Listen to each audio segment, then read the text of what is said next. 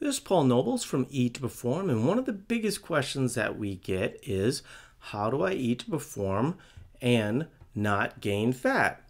And for a lot of people, the idea of adding in more food sort of logically means that they might gain weight. And so what I'm going to walk you through here is why that won't happen, how you can keep it away, and sort of go through there. First of all, most people start at our total daily energy expenditure calculator. That's going to be on our site on the main page. Also, if you're a member, then a coach will do these numbers for you, and so you can be up and running quickly. In general, though, the way that most people diet, they're going to either choose either low carb or low fat, and then typically that will equal low calorie. And so I'll talk about what the negatives are, but in general, some of the big negatives early on is that you tend to get worse at exercise. Your stress response gets higher, fatigue higher. You might be struggling with sleep, hormone dysfunction. A lot of times when people come from like a diagnosis of hypothyroidism or something of this nature, these are the types of hormone dysfunction that long-term dieting can actually cause.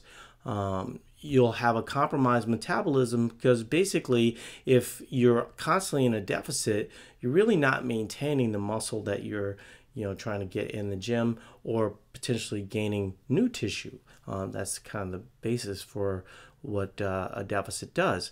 One of the things that we hear a lot of is that you should get your cortisol tested. Cortisol is a natural enemy of carbohydrates, and specifically insulin and things of that nature. And so when you have protein, when you have carbohydrates, because protein is also insulinogenic, that has a positive effect on your cortisol. And so, when people say, I was tested, my cortisol levels are high, usually the first thing I ask them is,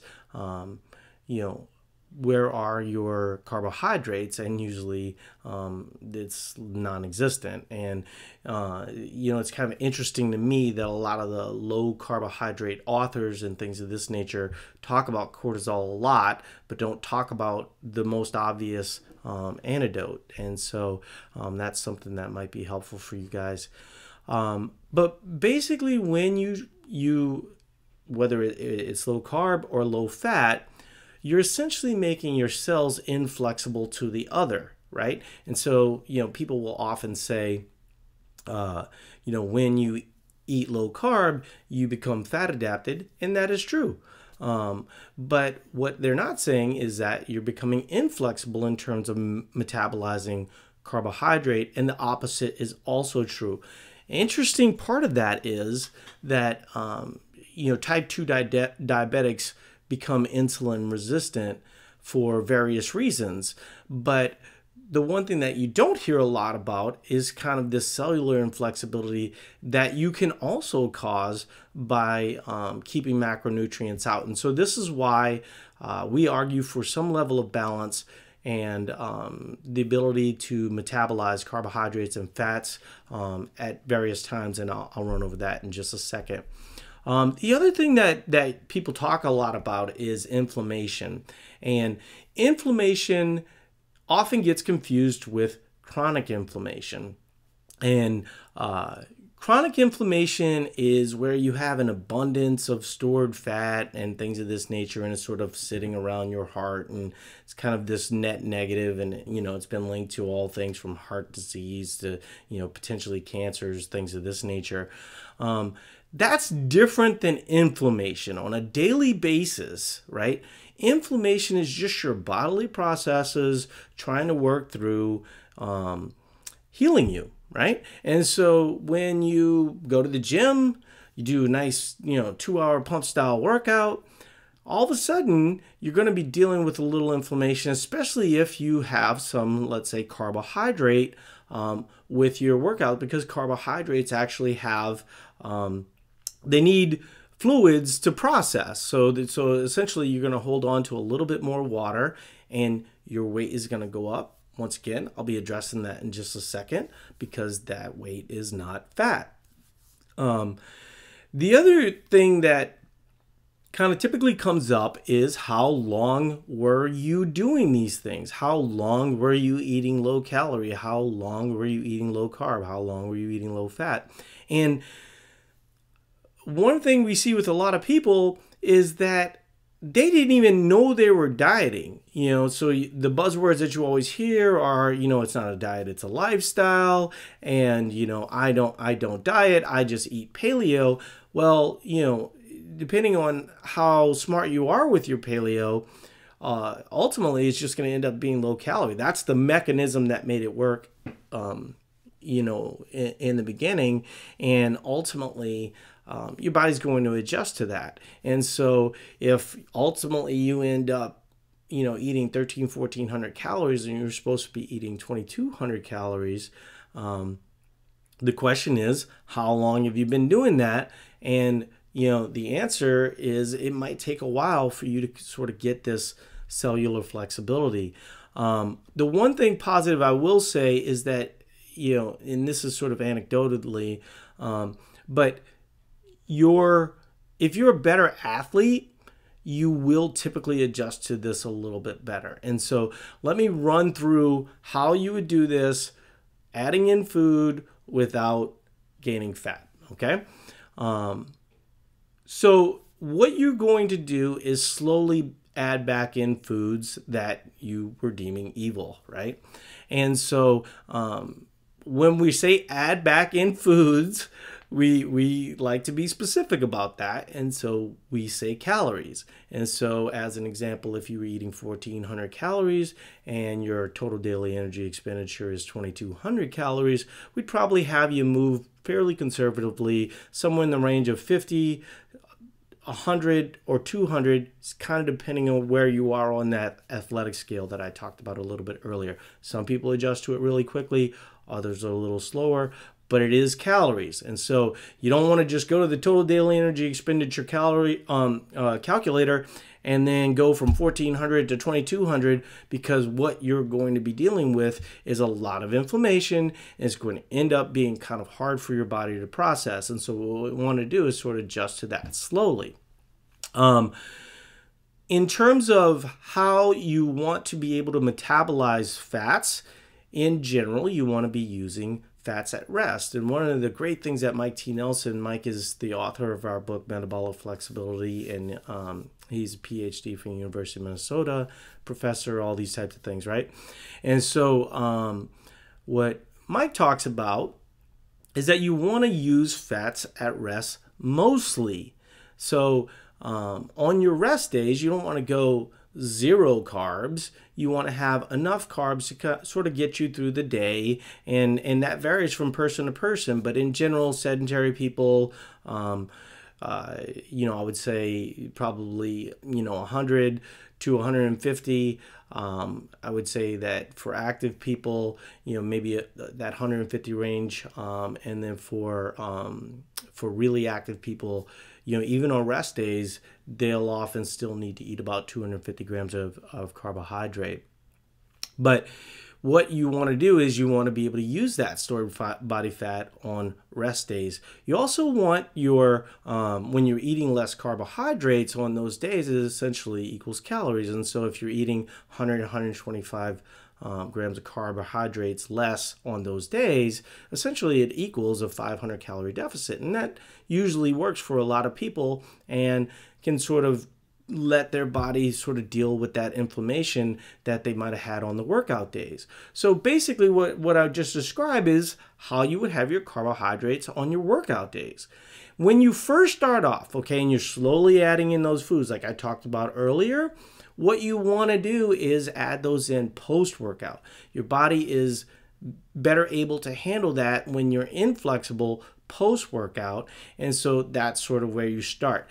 Then you kind of want to move to having some pre-workout, and if you have longer workouts, maybe intra-workouts. But it's really not the timing of the carbohydrate that's near important as it is just adding those back in and allowing your body to adjust to it, metabolizing carbohydrates again. One of the things that I talked a little bit about earlier is sort of rehydrating your cells. One of the biggest misconception is that dehydration is only a reflection of how much water you drink. You can drink all the water you want, but if you don't end up having some level of sodium, having some level of carbohydrate, that hydration isn't going to enter the cell. And so you'll just, urinate it out. And so when you're talking about rehydration, what we're really talking about is sort of filling up your glycogen levels within your body, making sure that you have, full water in your muscles, because water is mostly muscle is mostly water. The thing that's really super important, though, and one of the biggest reasons why when you add kind of this water and a better way to process that water into your muscle, that's not going to be fat. On a body fat test, as an example, water shows up as lean mass. And so, if, for instance, you were eating low carbohydrate, maybe your muscles were at about 60% in terms of hydration, this is going to allow it to be a lot closer to 100% as you gradually move and become more flexible. And so a lot of times you'll be looking at a slight weight gain. Normally it's not going to be fat, like I'm saying. The other thing that I would say is that you can look at, I would say 2 to 3 pounds for females, 3 to 5 pounds for males. Okay, that's an average. But if you're getting into the 5 pounds for females or 10 pounds for males and you don't want to gain weight, then basically you probably need to be a little bit more aggressive on the fat side of things. And by aggressive, I mean you just don't load as much carbohydrates and you start to focus on that slowly adding things in. Usually what happens if somebody's gaining 10 pounds, they were kind of starving themselves. They talk to Paul Nobles from Eat to Perform, and all of a sudden, like, the wheels come off and they're kind of doing things that really isn't the way that we teach people to do at Eat to Perform. And that's one of the values of being a member, because we walk you through this process a little bit better. And so I hope that makes sense. You don't want to be at 10 pounds, but you want to allow for some cell hydration. The other thing, once again, this is sort of anecdotal, but if you do have a lot of fat to lose, okay, I know it's a big concern for a lot of people, especially women. We will see a lot of people, once their metabolism starts rolling again and once they hydrate those muscles, because muscles is the biggest determinant as it relates to your metabolism. That's what RMR, BMR, whenever you see those numbers, those are basically a multiplier off the amount of muscle that you have on your body. And so when you start this process, like I said, anecdotally, if you have a lot of fat to lose, we will often see people actually lose weight. And, if you're in the forums, if you're, people will confirm this over and over again. And that really points to a lot of things. You're basically upregulating your non-exercise activity thermogenesis. You're less fatigued throughout the day, so you're doing more. You're up and around and walking and all this other type of stuff. In the gym, you're doing more. You're feeling better, things of this nature. And so once you start to get those numbers, your calorie numbers higher, once you start to get everything heading in the right direction, often it will lead to a little bit of fat loss or a little bit of weight loss in this instance. And so I hope that's helpful. If anybody has any questions, it's probably better to address those on Facebook. And so you're more than welcome to do that. We disable the comments on YouTube basically because we can't be at a million places all at once. And so I hope that doesn't frustrate people too much. Anyway, thanks for listening, and I hope this was helpful.